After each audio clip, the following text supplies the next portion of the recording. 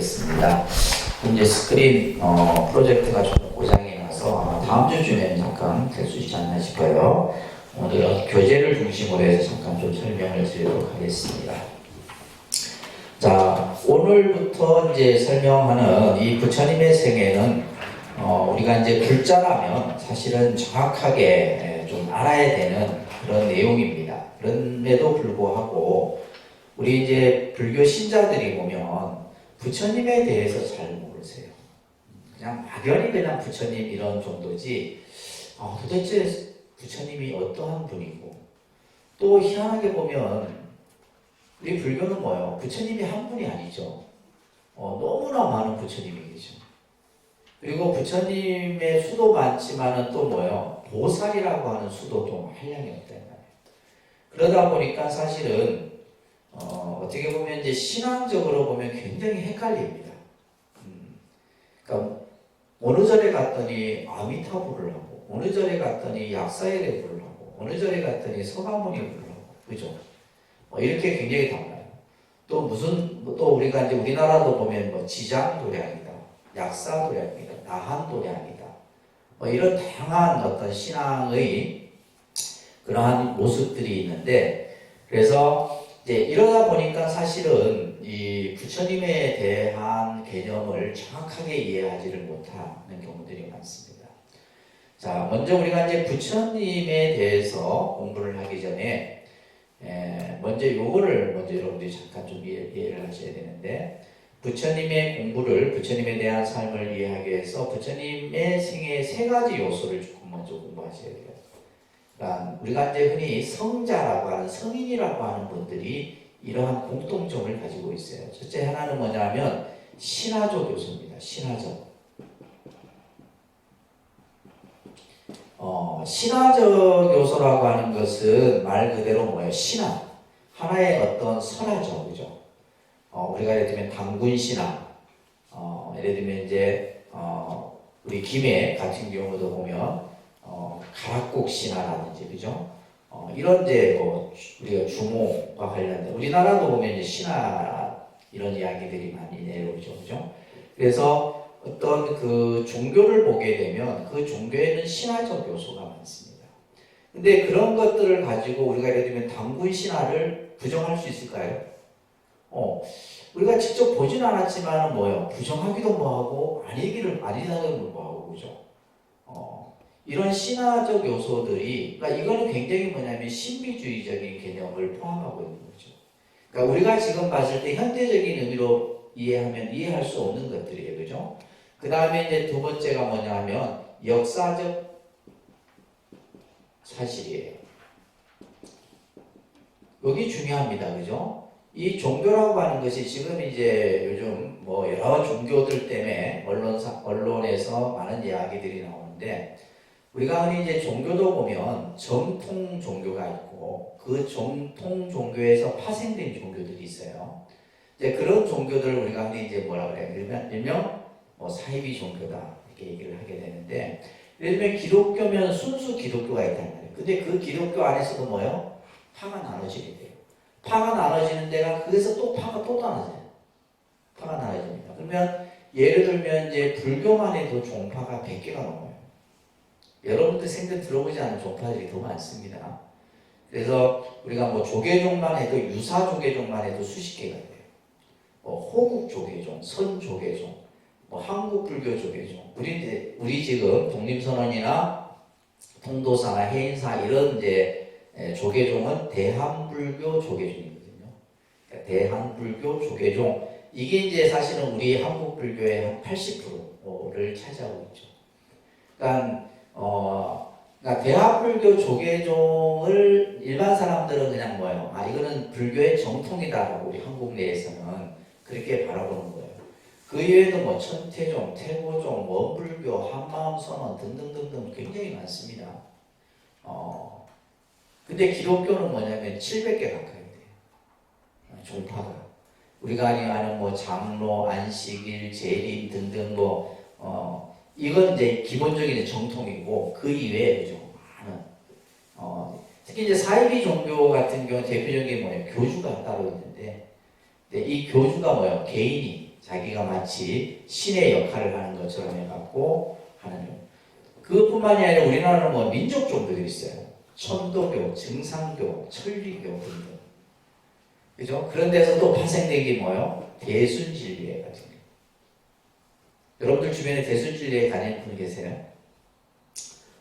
지금은 좀 잠잠했는데 한참 대순진리회가 막 이렇게 할 때는 그게 실제 뭐 이렇게 빠져갖고 진짜 말 그대로 가정이 파탄 나는 경우도. 왜냐하면 모든 재산을 다 그 대순진리에다 헌납을 해야 돼요. 그래갖고 실질적으로 이제 막 부부 뭐 이혼도 하고 뭐 이런 경우들이 많이 저도 봤는데, 그렇듯이 이제 여러 종교들인데 우리가 이제 흔히 기독교나 불교나 이슬람이나 이런 종교들은 뭘 가지고 있어요? 역사적인 사실을 바탕으로 하고 있다는. 이게 단순한 어떤 신화적으로만 내려온다면 이것이 오래 가지는 못하겠죠. 그러나 중요한 것은 역사적 사실. 그러면 역사적 사실이라고 하는 것은 나중에 이제 우리가 보겠지만은 이제 불교에서 우리가 이제 불교에서 말하는 불교의 교주는 누굽니까? 불교의 교주. 불교에서 말하는 교주가 누구예요? 부처님이라면 안 되는 거예요. 서가모니 부처님이 해야 돼요. 그러니까 왜냐면 부처님이 너무 많잖아요. 뭐 아미타 부처님도 있고 약사에레도 있고 기로자나도 있고 있는데, 우리가 불교에서 교주는 누구다? 네, 서가모니들이에요. 실제 이 부처님만이 역사적인 현존 인물이다 이 말이에요. 이 서가모니 부처님만이. 그래서 우리가 이제 아까 예불문에도 보면 사바교주라는 예불문이 있죠. 예불문에 있었어요. 사바교주 시아본사 서가모니불. 그래서 이 서가모니 부처님, 그러니까 불교에서의 교주는 누구다? 서가모니 부처님이다. 이렇게 딱 기억하셔야 돼요. 아셨죠? 그냥 부처님이라면 한 30% 정답이고 70%는 오답이라. 그리고 이제 이 서가모니 부처님이 바로 역사적으로 이제 현존했던 인물이라는 거예요.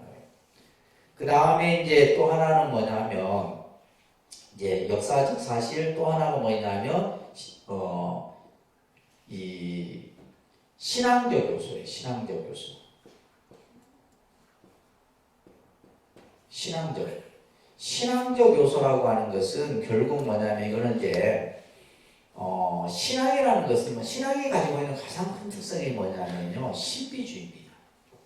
신앙이 가지고 있는 가장 중요한 요소가, 그러니까 이제 사람들이 이 신앙이 가지고 있는 신비적인 요소에 그 판단이 흐려지게 되면 뭐예요? 쉽게 말해서 사이비 종교에 휩쓸리게 되는 거예요. 그래서 예를 들면 우리가 이제 신앙이라고 하는 것도 사람을, 그죠? 그 사람을 올바른 길로 이끄는 신앙이 있고 잘못된 길로 이끄는 신앙이 있다는 거예요.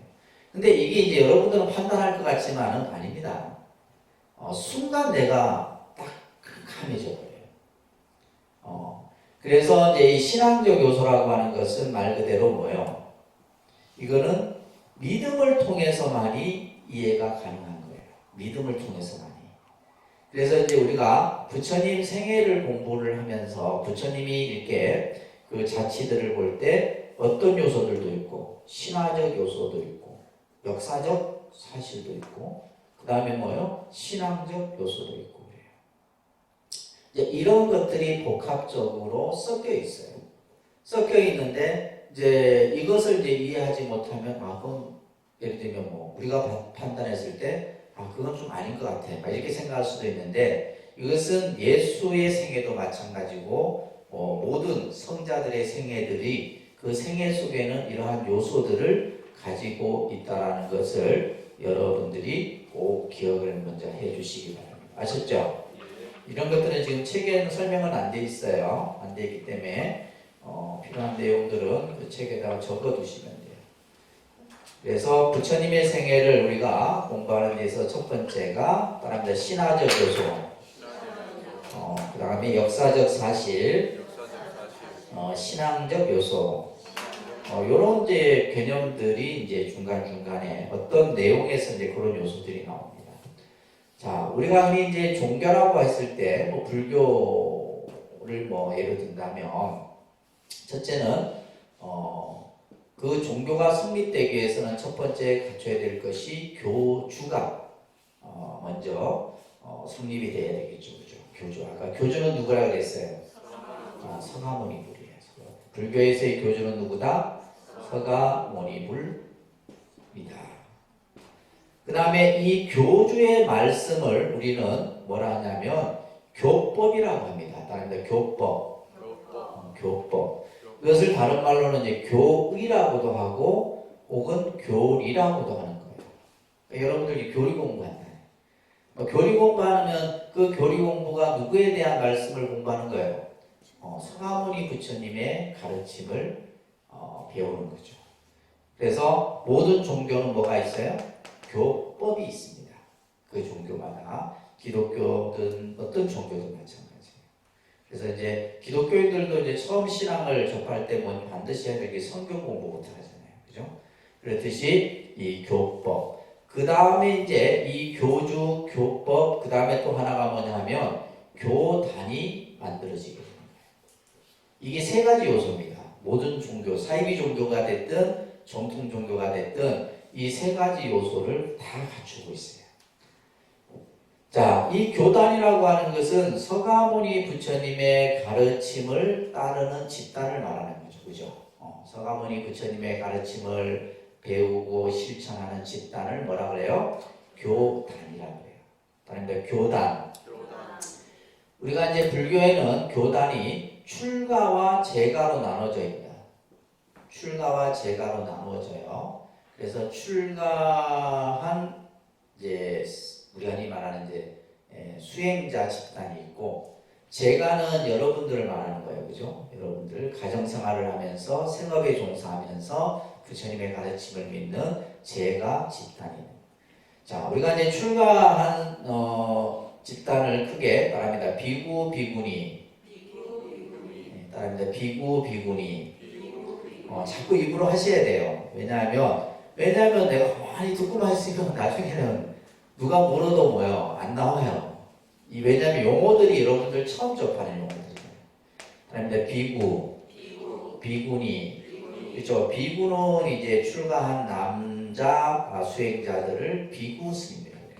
저 같은 스님을 비구 스님이라 하죠. 그렇죠? 비구. 그다음에 비구니는 여성 수행자를 비구니라고 이렇게 붙여요. 비구니.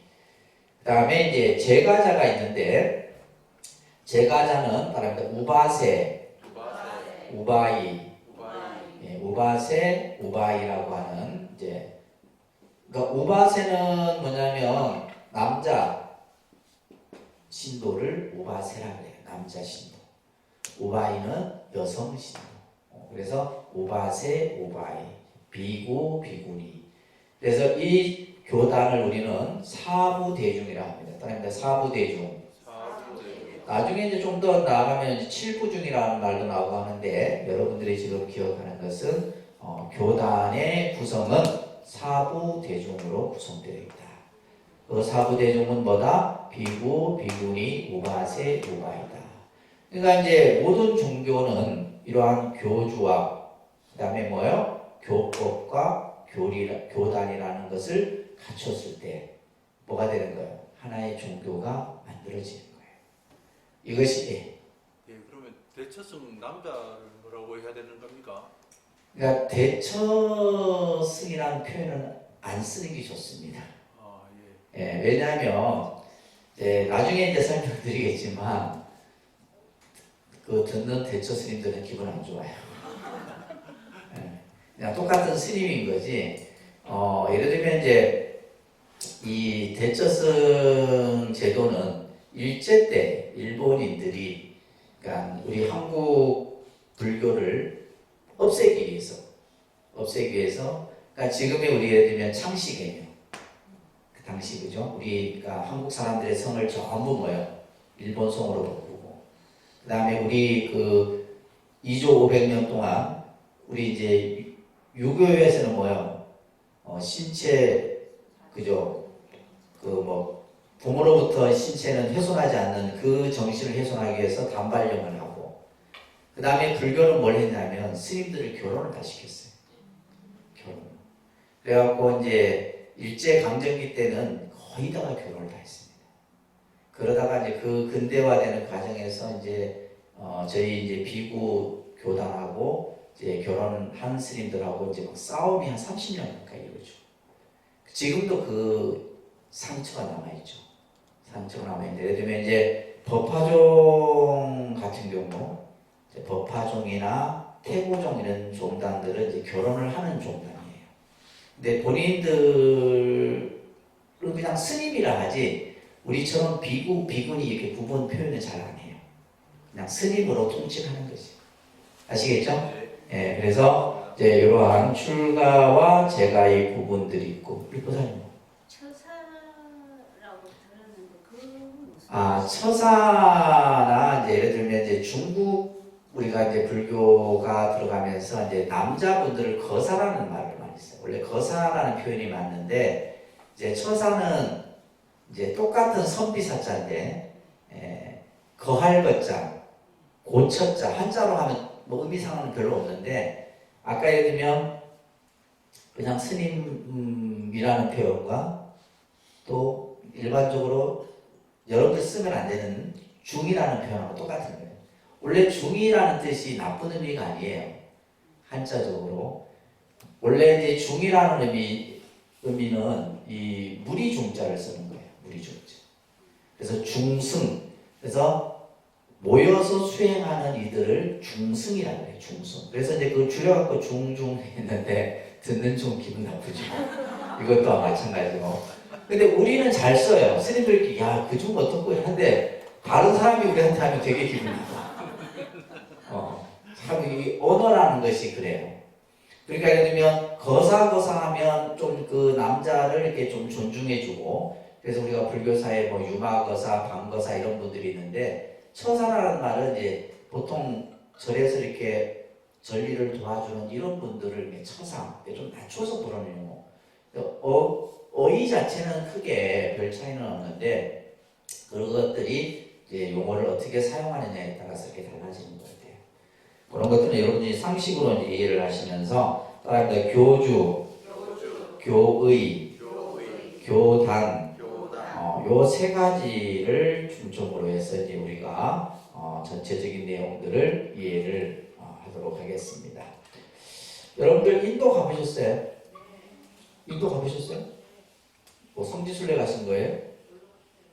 그냥 여행으로? 인도도 정말 한 번 갔다 온 사람은 힘든데 그 처음에 갔을 때는 힘들었는데 그 여운이 굉장히 많이 남는다 그래요. 그래서 또 가고 싶은 곳이 인도랍니다. 저도 이제 인도를 신도님들 이렇게 함께 성지순례를 한 3번 정도 제가 이제 죽기 전에 10번 가는 것이 목표인데 아직 3번밖에 못 갔어요. 작년에 이제 제가 종단의 이제 소임을 보면서 7월, 8월 2번에 걸쳐서 인도를 갔다 왔었는데 그때는 코로나 상황에서 갔다 왔었어요. 그래서 엄청 힘들었습니다. 왜냐하면 그때는 직항이 없어갖고 비행기만 한 14시간씩 타고 그때 이제 종단 행사 때문에 종단에서 인도 부처님 그 성지 부다가야라고 하는 곳에 한국 사찰을 이제 지었거든요. 불황사라고 하는. 그래서 그 행사 때문에 갔다 온 적이 있었는데 참 인도라는 나라는 우리가 이제 뭐 인구로 치면 중국 다음이죠. 인구도 굉장히 많고, 그러니까 또 면적도 보면 그 세계에서 7번째 면적이 큰 나라가 인도입니다. 지금도 보면 정말 그 어떤 경제력이나 또 인도가 가지고 있는 여러 가지 어떤 그 경제적인 요소, 특히 이제 우리가 흔히 말하는 IT 산업 분야에서는 인도가 최고라고 얘기합니다. 실질적으로. 그래서 그러다 보니까 이제 그런 어떤 자원이라든지 여러 가지 그런 어떤 그 과학의 발전이라든지 그러면서도 이제 뭐 굉장히 잘 사는 곳과 못 사는 곳이 굉장히 구분되어져 있어요. 구분되어져 있는데 특히 이제 그 종교는 인도가 힌두교입니다. 힌두교. 불교는 거의 없어요. 아이러니하게도 이제 불교가 실제 이제 크게 아주 흥했던 나라가 인도였는데 불교는 그냥 유적만 남아 있고 거의 자취를 감추었죠, 그죠? 그래서 힌두교가 약 한 80%. 근데 이 힌두교는 뭐냐면 불교적인 요소를 그 안에도 담고 있어요. 불교적인 요소도 담고 있고 또 인도인들은 그들이 이 믿는 신인 브라만이라고 하는 범천신을 창조신으로 믿고 있어요. 그러니까 우리가 예를 들면 서양 사람들이 그죠 기독교인들이 하나님이 세상을 창조했다라는 창조신의 개념을 갖고 있듯이 인도인들은 뭐예요? 브라만, 하늘의 신 브라만이라고 해요. 그래서 쉽게 이제 인도인들이 생각하는 시바, 비시누 신이라든지 뭐 창조신, 파괴신 뭐 여러 그래서 인도를 우리가 흔히 신들의 천국이라고 합니다. 가장 다양한 신들, 정말 세상에서의 모든 신들을 다 모아놓은 나라가 인도래요. 그러한 이제 인도가 그러한 이제 신들을 중심으로 한 신앙적 형태가 바로 뭐냐? 힌두교입니다. 힌두교. 그 다음에 이제 이슬람이 이제 인도를 침입을 해요. 인도를 침입하면서 그 이슬람의 어떤 아직 그 자치가 남아 있어서 약 한 13.4% 정도, 13% 정도가 이제 이슬람 교도들이고, 그 다음에 이제 조금 이제 일부 기독교가 있고, 불교는 거의 없어요. 근데 희한하게, 여러분들 이제 인도는 그 계급 사회가 오랫동안 지속이 됐었죠. 계급 사회. 그러니까 신분 제도가 굉장히 엄격하게 지켜졌던 나라입니다. 그것을 우리는 카스트 제도라고 이제 나중에 배울 건데, 카스트 제도, 신분 제도입니다, 그죠? 계급인데 4단계로 구분을 하기도 하고 5단계로 구분을 하게 하는데 제일 이제 아래 단계가 불가촉천민이라 해서 이제 천민인데 뭐요? 사람들이 그 사람하고 접촉을 하지 않는 더 밑에 천민을 불가촉천민이라고 해요. 근데 인도에서 이 불가촉 천민들만 불교를 믿어요. 왜 그럴까요? 불교가 가지고 있는 사상이 뭐냐면 평등입니다. 평등. 그래서 부처님 당시 때도 부처님은 카스트 제도를 부정하셨죠. 그래서 바라문이 됐든 크샤트리아가 됐든 평민이 됐든 누구나가 다 수행자가 되어서 깨달음을 얻을 수 있는 길을 열어주신 분이 바로 부처님이에요.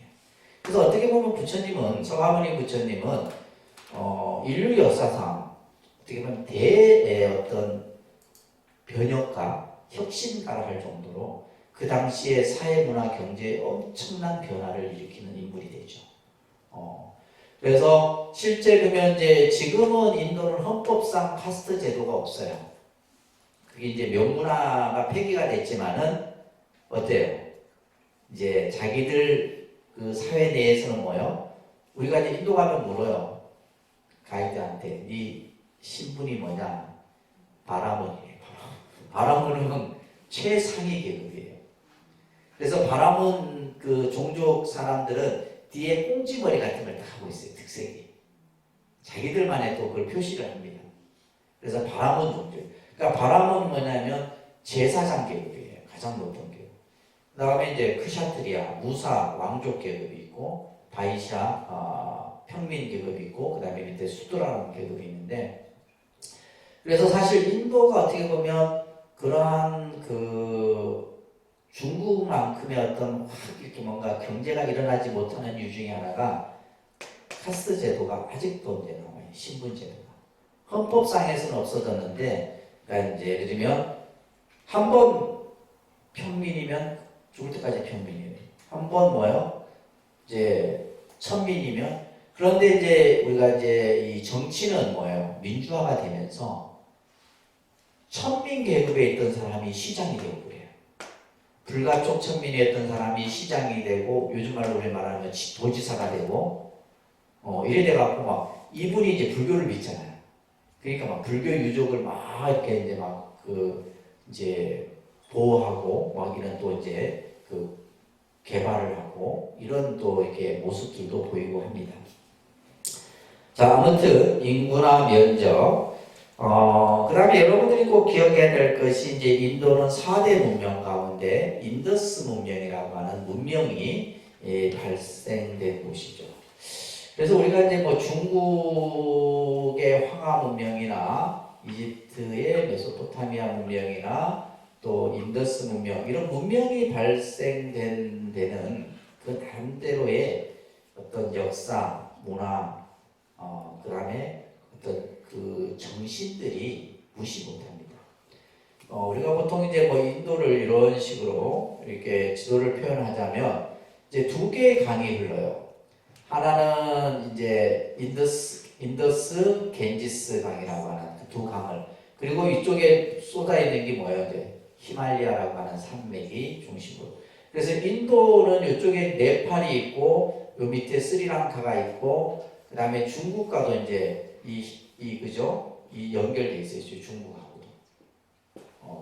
그래서 이 인도가 어떤 지리학적으로도 보면 굉장히 뭐랄까 여러 가지 어떤 자원이라든지 또 경제적 잠재성을 가지고 있는 나라가 인도예요.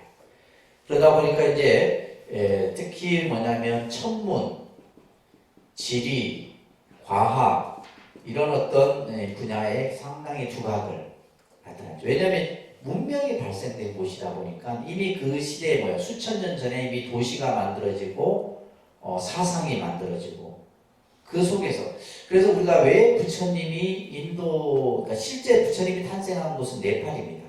네팔. 그러니까 인도하고 국경을 맞이하는 곳인데 네팔에서 탄생을 했지만은 실제 부처님의 주 활동지가 이제 인도인데, 그래서 이제 이 인도에서의 그러한 부처님의 탄생을 여러 이제 각도에서 우리가 이제 조금 생각해 볼 필요가 있습니다. 자, 한번 교재 보시게 되면 서가모니 부처님은 기원전 6세기 BC 624년으로 이렇게 추정을 합니다. BC 624년 인도의 북쪽 네팔의 타라이 지방이라고 하는 작은 나라에서 탄생을 하게 돼요. 당시는 16개의 나라가 있었다고 합니다. 16개의 나라들이. 근데 그 중에서도 이제 이 부처님의 카필라국은 이 나라 이름이 카필라국입니다. 카필라국. 이런 것들은 이제 기본적으로 여러분들 이해가 아니라 이거는 이제 머릿속에 기억하셔야 돼요. 그리고 이제 이때는 뭐냐면 시족사회, 종족사회이기 때문에 부처님의 종족을 샤카족이라고 합니다. 그러니까 샤카족. 네, 샤카족이에요.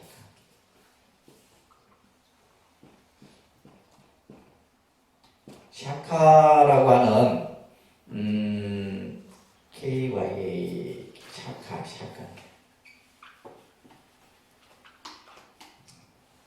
그래서 이 샤카를 중국 사람들은 한자로 이제 그냥 대충 제가 쓸게요. 쓰지 마세요. 이렇게 씁니다. 이게 한자는 아무 뜻이 없어요. 이거 뭐래? 석가 이렇게 쓴 거예요, 한자로. 그러니까 샤카를 뭘로? 석가 이렇게. 그래서 우리가 이제 서가모니 부처님, 서가모니라 했을 때 석가라는 말이 바로 샤카, 종족을 나타나는 거예요. 그래서 이게 이제 문이라고 하는 말이 있는데 이 문이는 성자라는 뜻이에요. 그래서 우리가 이제 서가모니 불을 했을 때 샤카족의 성자이신 부처님 이런 뜻이에요.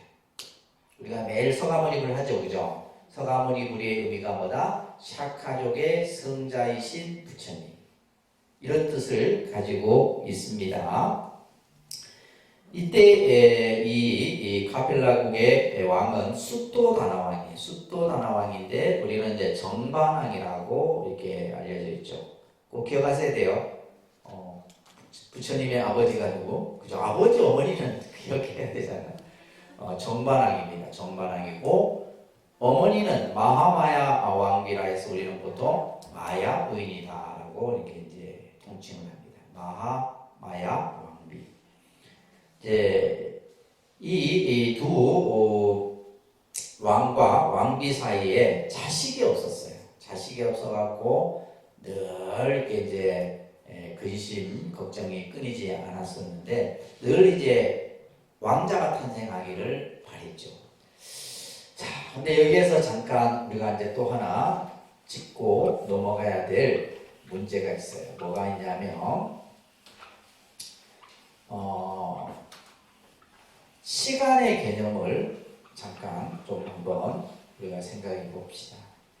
시간과 우리 생의 개념을 잠깐 설명해 보면 우리가 이제 생을 설명할 때 지금 우리가 살고 있는 현재의 생을 현생이라고 합니다. 무슨 생이요? 현생. 지금 내가 살고 있는 현생이에요.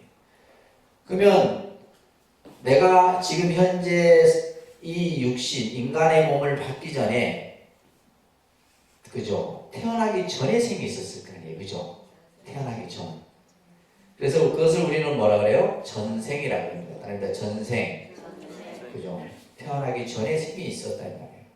근데 뭔지는 몰라. 뭔지는 모르는데 내가 태어나기 전에 또 내 생이 있었던 거예요. 그리고 우리가 현재 이제 살다가 결국은 죽음이라는 걸 다 맞이하겠죠. 그죠? 그러면 죽고 나와서 다음의 생을 내생이라 합니다. 아니면 내생. 이것을 다른 말로 후생이라고도 해요. 후생. 그래서 이것을 이제 삼생을 얘기합니다. 그러니까 삼생. 자, 삼생의 생을 우리는 살아가는 거예요.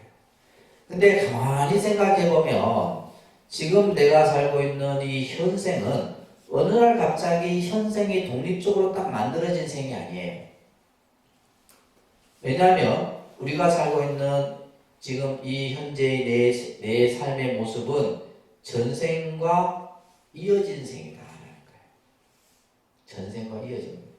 예를 들면 전생 따로 있고 현생 따로 있고 내생 따로 있는 게 아닙니다. 아시겠어요? 생은 이어져 있어요. 자, 이걸 이해하려고 하면 우리는 시간으로 얘기할 때 지금을 뭐라 그래요? 현재라 그러죠.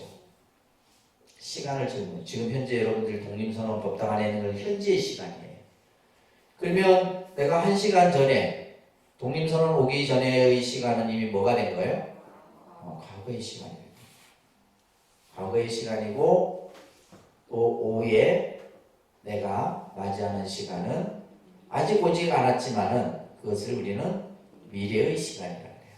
그러니까 하루 안에서 우리가 하루를 살면서도 과거, 현재, 미래가 있고 예를 들면 1년을 사는 가운데서도 과거, 현재, 미래가 있고 예를 들면 1시간 속에서 1시간을 우리가 단위로 산다 해도 과거, 현재, 미래가 있는 거예요. 그죠? 그래서 근데 지금 현재 시간은 현재 그냥 똑 떨어져서 만들어진 게 아니잖아요. 뭐야? 그죠? 아침부터 내가 지금 이 시간은 이어져 있는 거고 또 현재의 시간은 결국 뭐요? 미래의 시간과 연결되어져 있는 것이다. 시간이라는 것은 단절되어 있는 게 아니에요. 마찬가지로 우리의 생도 단절되어져서 나타나는 게 아니에요.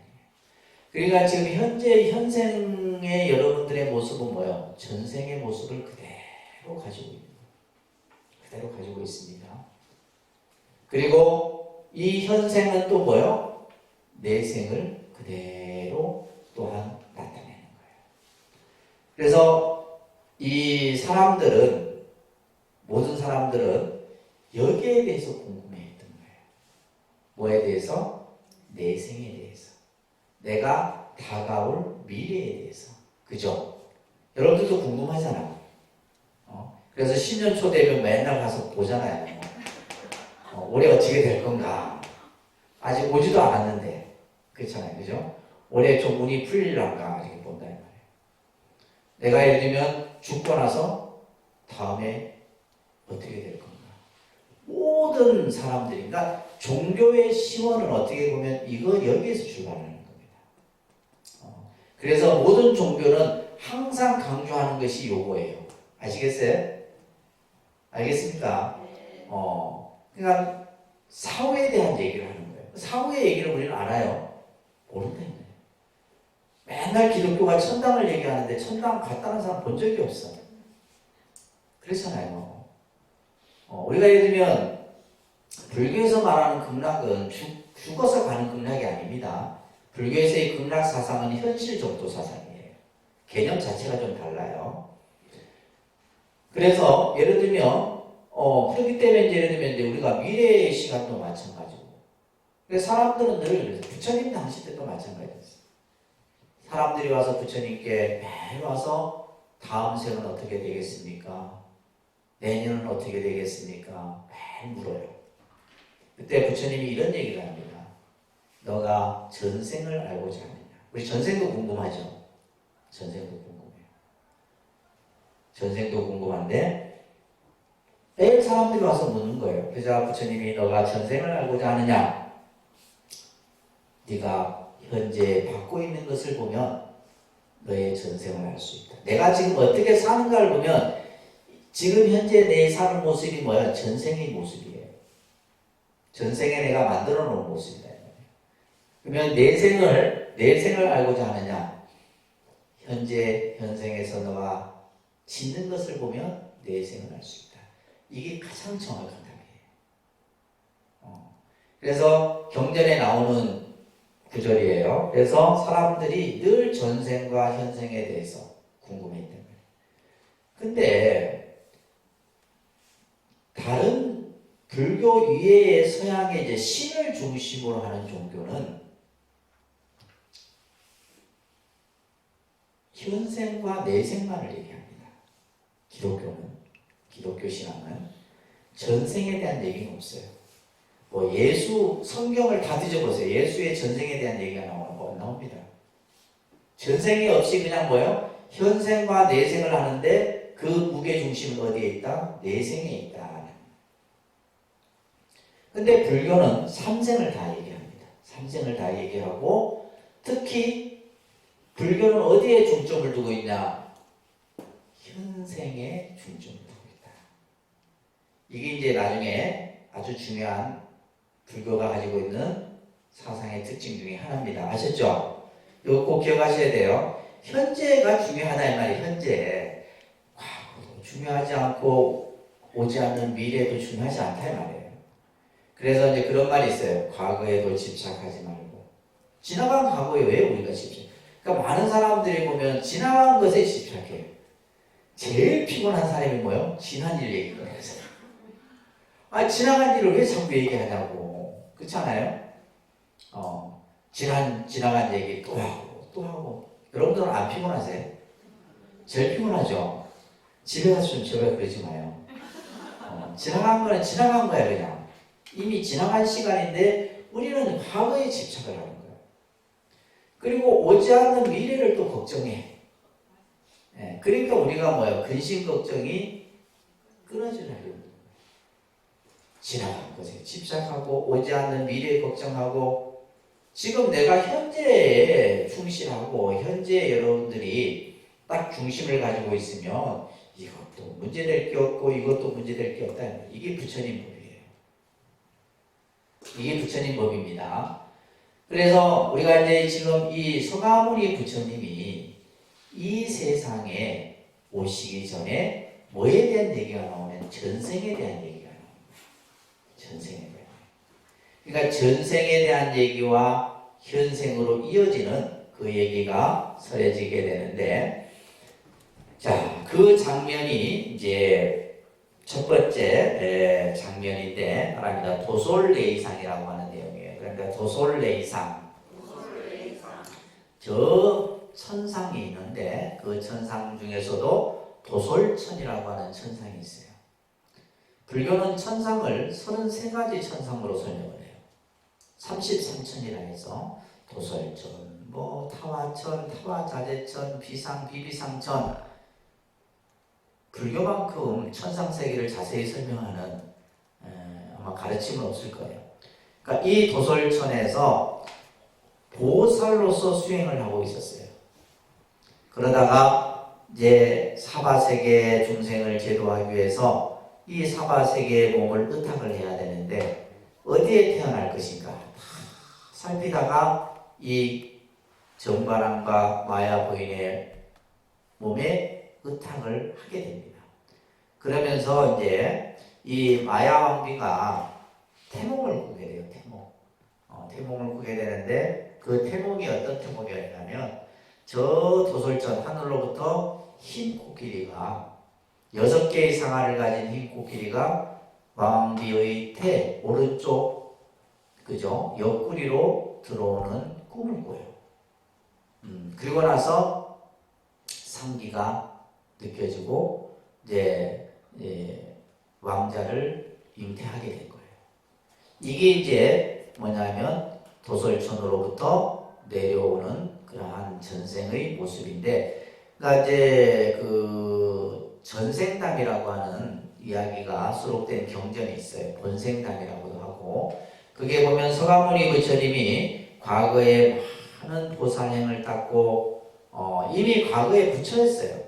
이미 부처였고 보살의 수행을 했었고 그러한 얘기들이 쭉 설해집니다.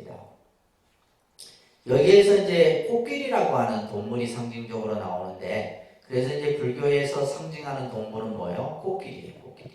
불교에서 상징하는 동물은 이제 가장 이제 신성하게 여기는 동물이 바로 코끼리입니다.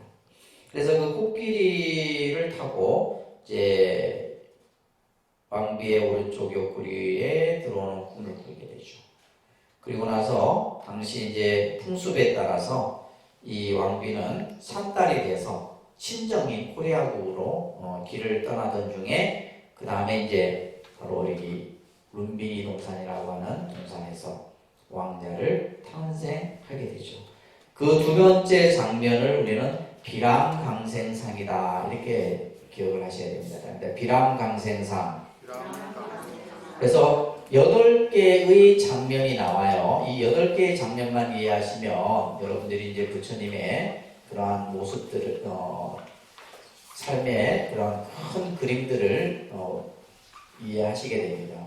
자, 첫 번째는 저 도솔촌으로부터 내려오는 모습, 그다음에 도솔레이상, 그 다음에 비람강생상. 자, 이 탄생의 모습에서 우리는 몇 가지 이제 조금 다뤄야 될 내용이 있어요. 이제 이때가 이제 아마 4월, 겨울이 지나고 봄이 오는 그런 계절이었습니다. 그래서 이제 길을 가는 도중에 인도에 가면 이제 부처님 탄생지 룸빈이라고 하는 동산이 있습니다. 이제 그 탄생지에서 잠시 룸빈이 동산에서 휴식을 취하던 중에 무수라고 하는 나무를 젓는 순간에 이제 왕자를 탄생하게 되는데, 경전에서는 이렇게 표현해요. 왕비의 오른쪽 옆구리로 왕자가 탄생했다, 이런 표현이 나옵니다. 아이를 오른쪽 옆구리로 나올 수 있어요, 없어요?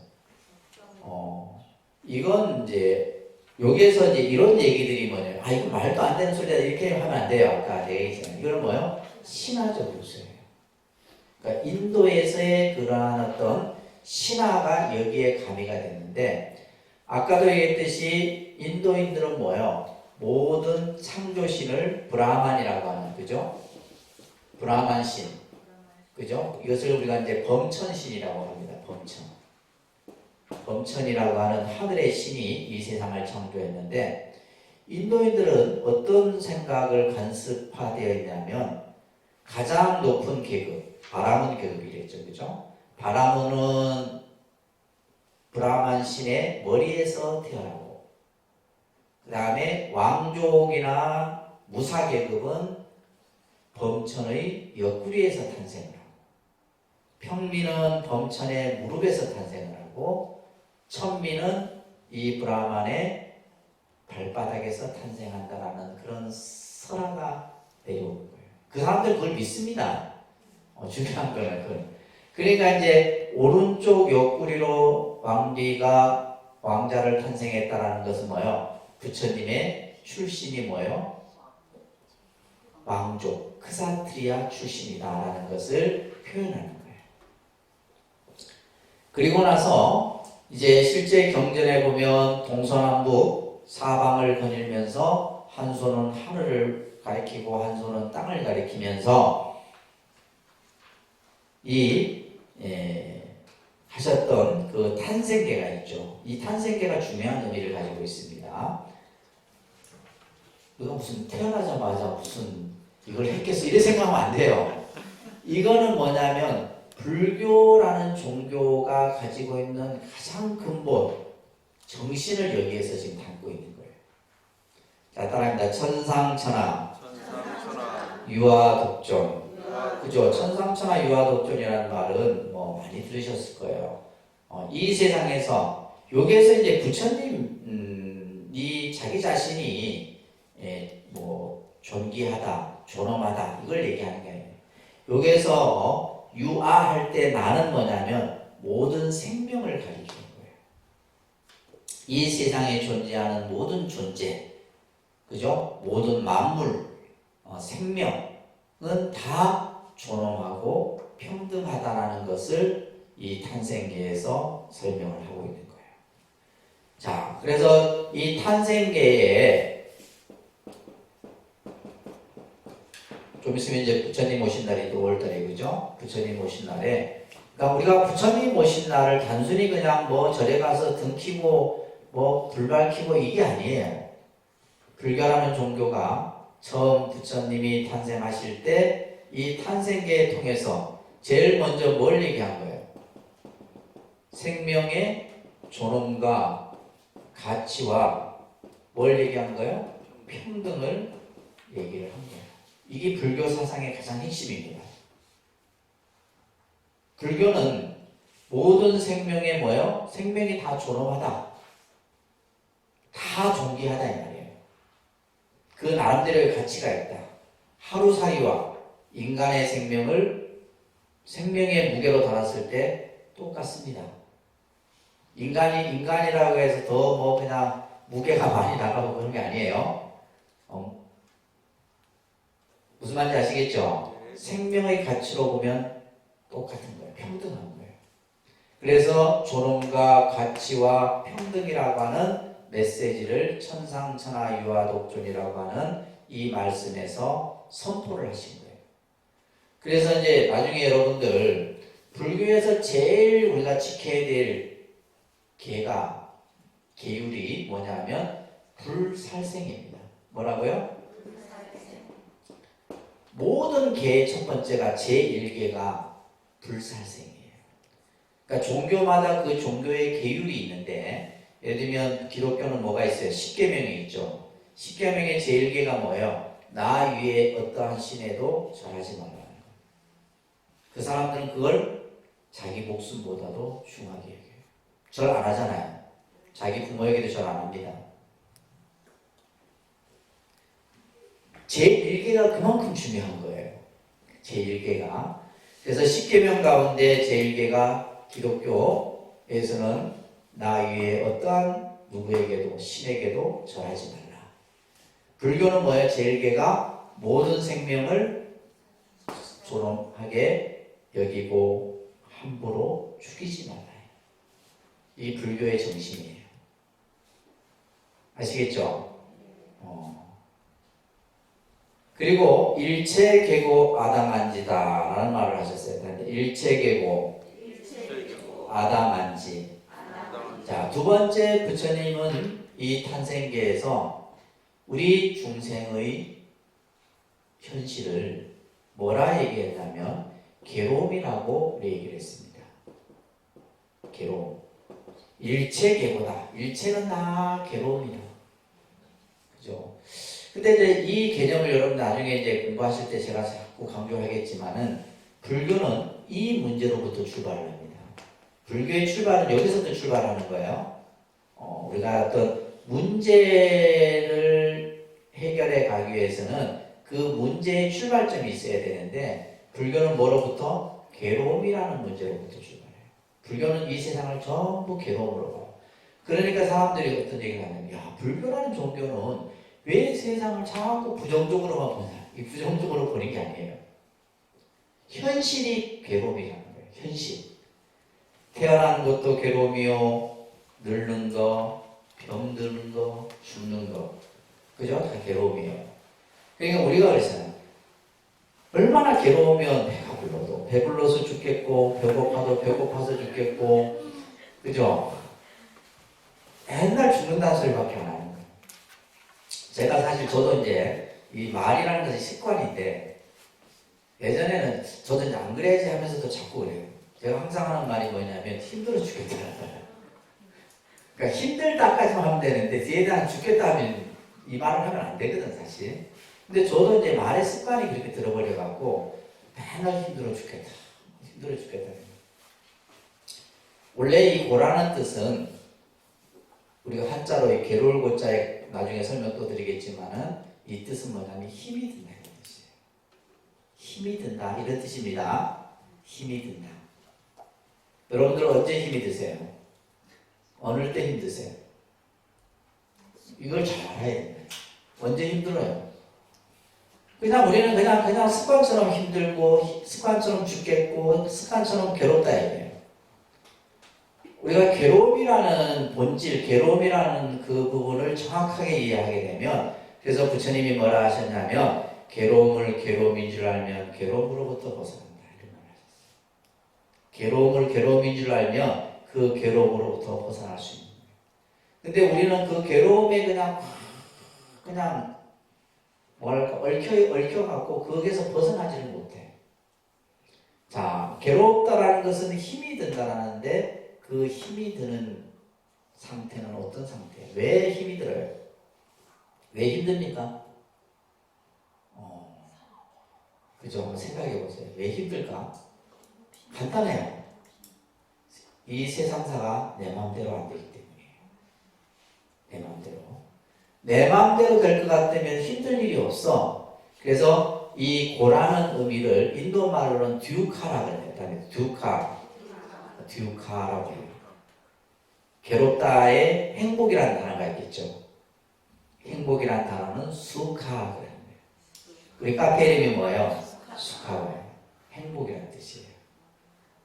안녕, 행복, 평안 이런 뜻이에요. 그러니까 인도 말이 굉장히 아주 아름답습니다.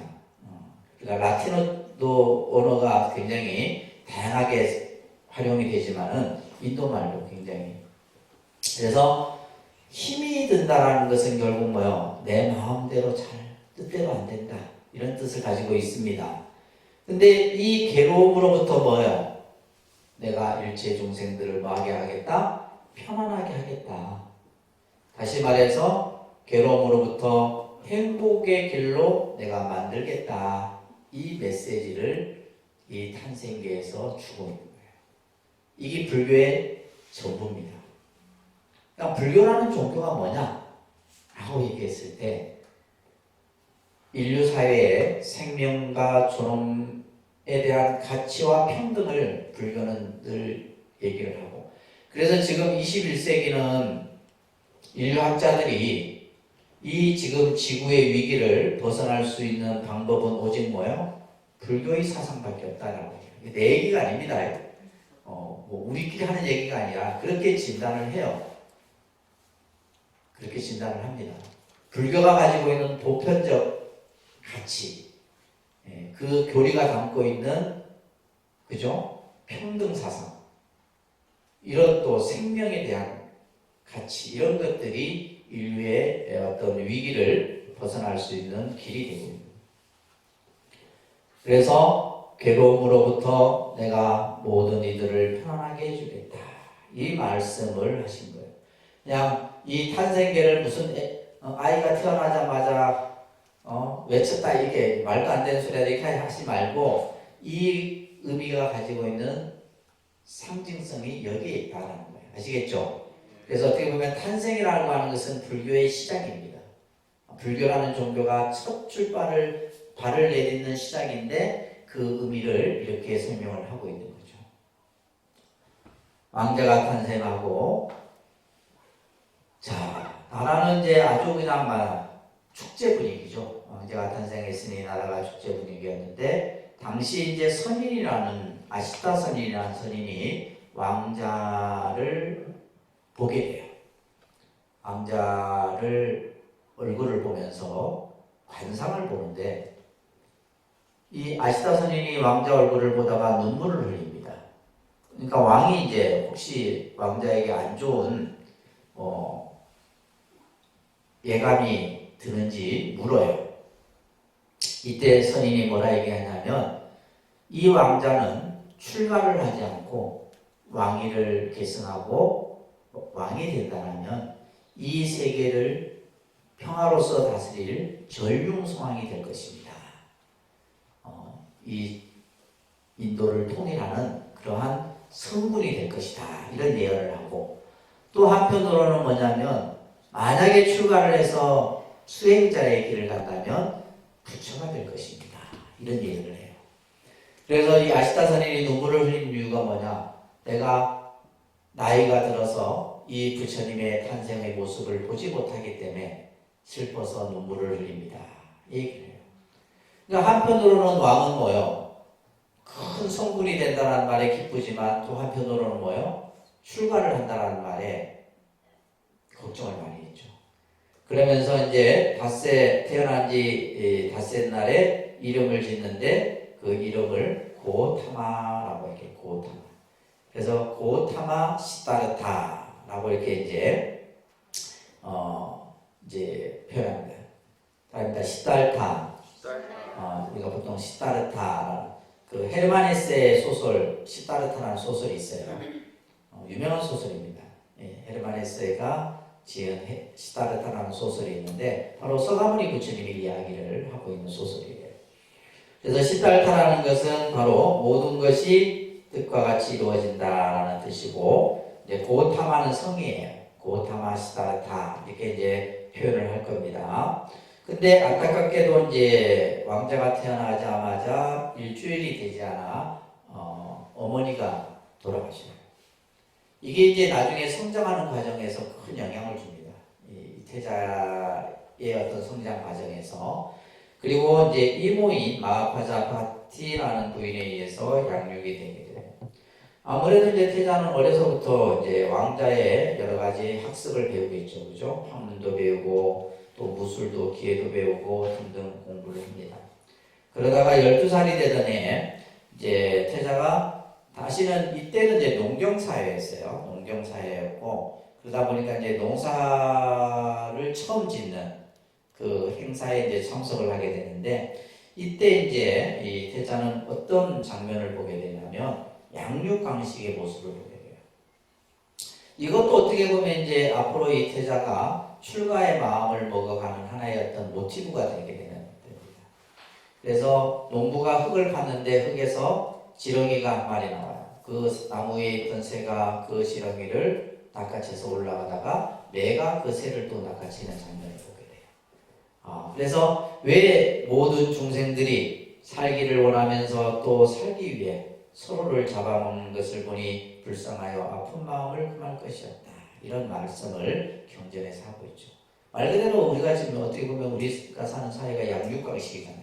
힘 있는 자가 힘 없는 자를 누르고 그죠? 이런 어떤 사회. 경제도 마찬가지입니다. 힘 있는 회사가 힘 없는 회사를 그죠? 흡수해버리고 합병하고 이런 식의 지금 모습이 우리 사회잖아요. 그래서 이러한 장면들의 이제 모습들이 경전에서 그려지는데 왕은 이제 걱정을 한 거예요. 이 아시타 선인의 예언을 걱정을 하면서 왕자가 출가의 마음을 내지 못하도록 화려한 궁중 생활을 이렇게 하도록 합니다. 그래서 실제 보면 삼시궁을 지어줬다는 말이에요. 철마다 왕자가 머무를 수 있는 이러한 궁중의 화려한 생활들을 하도록 하고 심지어는 19살이 되던 해 결혼을 시킵니다. 당시 야쇼다라라고 하는 이웃나라의 공주를 맞아들여서 결혼을 시키죠. 그러면서도 이제 태자는 결혼을 해서 이제 이 화려한 궁중 생활을 했지만은 그 궁중에서의 삶이 그렇게 즐겁지가 않았던 거예요. 그러면서 여러분들 10쪽에 보시게 되면 태자가 나중에 부처님이 되셔서 제자들에게 내가 젊었을 때 이 세 가지에 대한 자만에 가지고 있었다라는 것을 회상하는 본문이 설해지는데 굉장히 중요한 의미를 가지고 있습니다. 자, 첫 번째 한번 같이 우리가 이제 요게 이 교재의 특성은 뭐냐면 그 내용에 맞는 경전들이 이렇게 같이 수록되어 있어요. 근데 사실은 이제 우리가 예를 들면 우리 불자들이 또 이제 제일 안 되는 게 뭐냐면 부처님 말씀을 기억을 못해. 왜냐하면 그건 안 했기 때문에. 맨날 수리수리 마하수리만 할 줄 알지. 그 나머지는 몰라. 아재아재만 할 줄 알고. 맨날 여불만 하니까 그렇잖아요. 예를 들면 여러분들 봐보세요. 교회 다니는 사람들은 입만 열면 마태복음 몇 장 몇 절에 성경 구절이 다다다다다 나와요. 그 사람들이 얼마나 쓰고 얼마나 읽고 얼마나 외웠으면 그렇게 하겠어요. 그렇죠? 근데 우리는 절에 10년, 20년, 30년 다녀도 부처님 경전 하나 이렇게 내가 이해하고 그것을 사람들에게 설명해 줄 수 있는 실력들이 안 돼요. 이게 큰 문제입니다. 경전을 많이 읽으셔야 돼요. 자, 10쪽에 보시면 참으로 요 구절 한번 같이 소리내서 같이 합니다. 참으로 깨달음을 자, 다시 다 맞춰서 소리를 맞춰서 참으로 깨달음을 얻지 못한 부부들은 자신도 늙고 늙음에서 벗어나지 못하면서 늙은 사람을 보면 싫어한다. 나도 역시 늙게 되고 또 늙음을 피할 수 없다. 늙게 되고 늙음에서 벗어날 수 없는 내가 늙은 사람을 보고 싫어한다는 것은 결코 옳은 일이 아니다.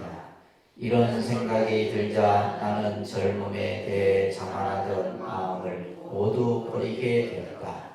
그렇죠. 우리는 사실 저 자신도 나는 늙지 않을 거라 생각했거든.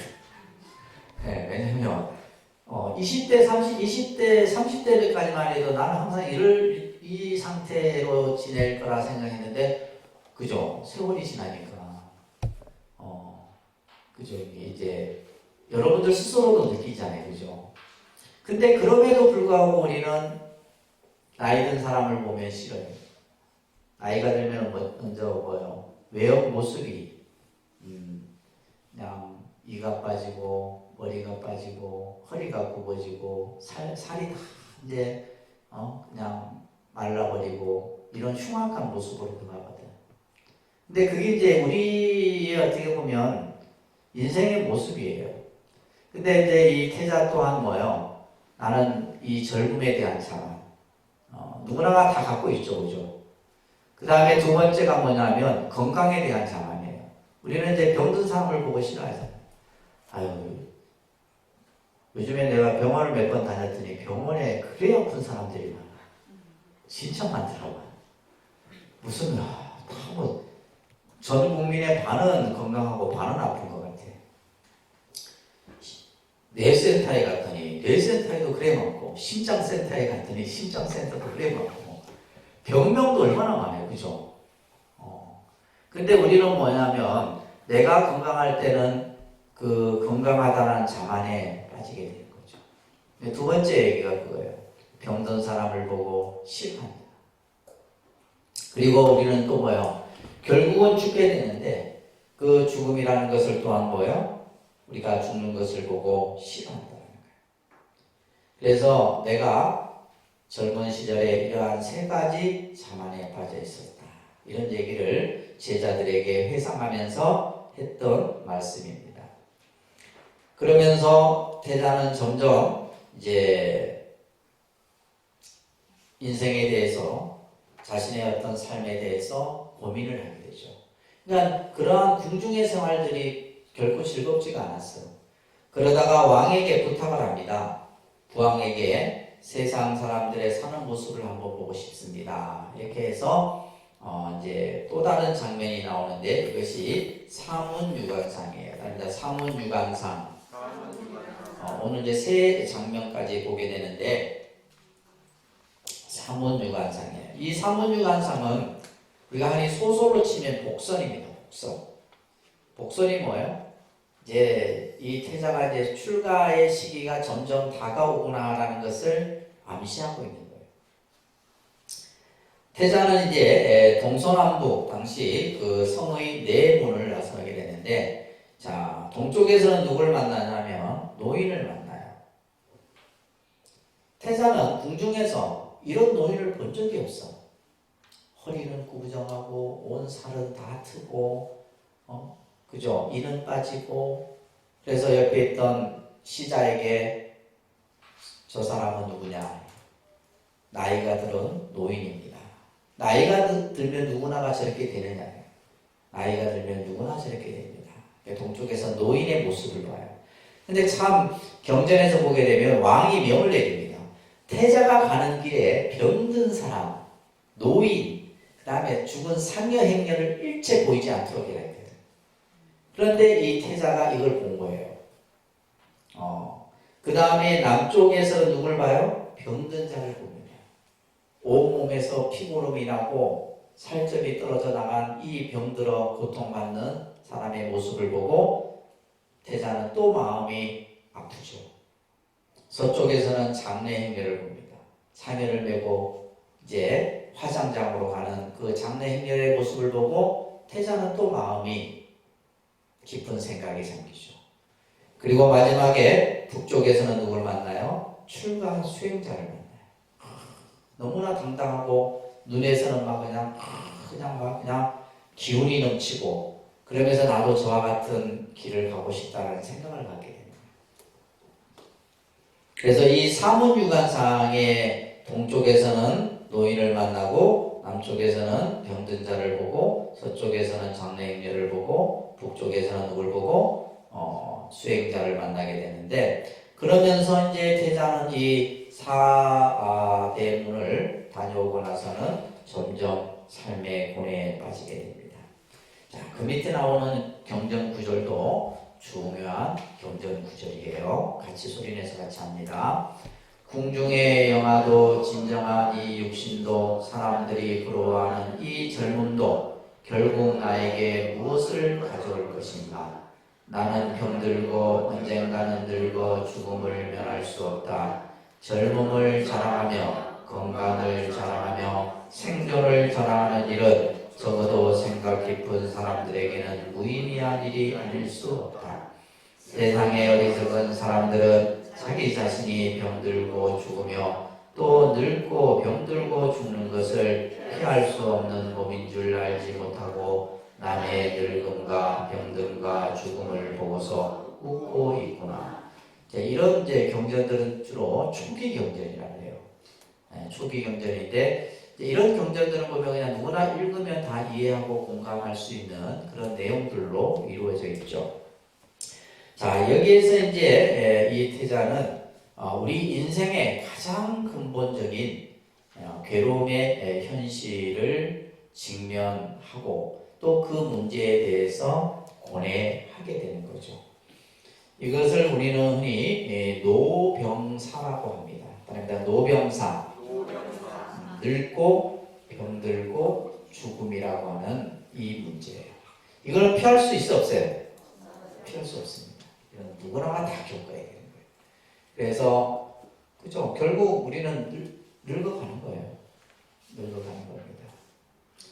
그죠? 늙으면 반드시 또 뭐가 따라와요? 병이 들어요. 내가 요즘에 느끼는 것이 우리 현대인들이 암이나 이런 종양이 많을 수밖에 없는 구조 속에 살고 있는 것 같아요. 제가 지금 이 마이크도 제가 마이크를 잡고 있는 순간에 내 몸에 전류가 흘러요. 그래서 지금 내가 요즘에 이제 가능한 한 이제 예를 들면 방 안에 전기류는 다 껐어요. 침대 제가 이게 그 시계도 그 와치 애플 와치를 쳤는데 이게 가장 안 좋대요. 내 몸에 가장 약한 부위에 계속 그걸 푸시를 준다는 거예요. 그래서 제가 요즘에 뇌하고 심장하고 폐가 좀 안 좋아갖고 이 건강 염려증에 지금 걸려 있는데 그러다 보니까 이제 그래서 제가 이제 방에 그 침대에 그 전기 코드 다 뺐어요. 다 빼고 시계 다 풀고 마이크도 좀 이렇게 잡으면 안 돼요. 오늘 또 치료 가면 또 이제 전기 전류 이렇게 빼내는 치료를 또 하게 돼요. 근데 특히 우리는 뭐냐면 혈관, 그죠? 우리 몸이 이 산성화돼 갑니다. 여러분들이 이제 우리 몸이 이제 산성화돼 가면서 이게 사실 알칼리성으로 바뀌어져야 되는데 산성화돼 가면서 제가 요즘 제일 힘든 게 물 2리터 먹는 게 제일 힘들어요. 물을 2리터 이상 먹어야 되고 하여튼 이제 그 죽은 이런 그 혈전이나 이렇게 이제 혈관 속에 혈전들이 있잖아요. 이거 빼내고 새로운 그 재생세포를 이렇게 스스로 자생할 수 있도록 만드는 이 치료를 하는데, 그러니까 결국은 뭐냐면 우리 현대인들이 이 병으로부터 자유로울 수 있는 사람은 이게 이제 서서히 자랄 수밖에 없어요. 그래서 뇌 요즘에 치료를 받는데 뇌에서 그 림프액이 막 썩은 게 나오는 거예요. 썩은 게 이렇게 나올 정도. 아 그걸 보니까 이게 내가 지금 주지도 다 때려치고 어디 산에 들어갔는데 내가 지금 여기 지금 마이크 잡고 강의할 일이 아니에요 지금. 사실. 내 지금 명이 지금 단축되고 있어요 지금. 진짜 주지도 그만두고 내가 가야 되겠어 지금. 그러니까 이거 병든 거 그죠? 근데 병드는 게 무서운 게 아니라 병들면 뭐예요? 주위 사람이 힘들고 내가 고통스러운 거예요. 그 다음에 결국 그러다가 우리는 뭐예요? 그죠? 한 줌의 죄로 돌아가는 겁니다. 그러니까 세상을 뭐예요? 여러분들 아둥바둥 살지 말란 말이에요. 욕심 부리지 말고 좀 여유 있게 살고 이렇게 살아야 되는데 결국 우리는 한 줌의 죄로 결국 다 요게 지금 있지만 다 한 줌의 죄로 돌아갈 분들이라. 그래서 부처님은 우리가 살아가는데 가장 큰 문제, 늙고 병들고 죽음이라고 하는 이것으로부터 우리는 좀 자유로울 수 없느냐 이거예요. 그죠? 이 문제. 근데 이거는 누구나 다 겪어야 되는 문제야. 그래서 예를 들면 우리가 늙어도 뭐요? 좀 아름답게 늙고 그래야 되잖아요. 늙어도 아름답게 늙으시. 그 다음에 좀 병이 있지만은 그래도 스스로 자기가 그것을 치유할 수 있도록 노력해야 되고 결국 이것은 뭐요? 우리가 이제 웰다잉 시대잖아요. 그냥 웰빙에서 지금 웰다잉 시대로 넘어갑니다. 잘 사는 게 아니라 뭐예요? 잘 죽는 것 또한 우리에게 주어진 숙제예요. 그래서 이 노병사라고 하는 이 문제를 부처님께서는 중생들이 가지고 있는 가장 근본적인 괴로움이다라고 얘기를 하고 있는데 우리는 이것을 그냥 남의 일이냐 생각하고 있다는 거예요. 나에게 주어진 일이에요. 아시겠죠? 자, 오늘은 여기까지 하겠습니다.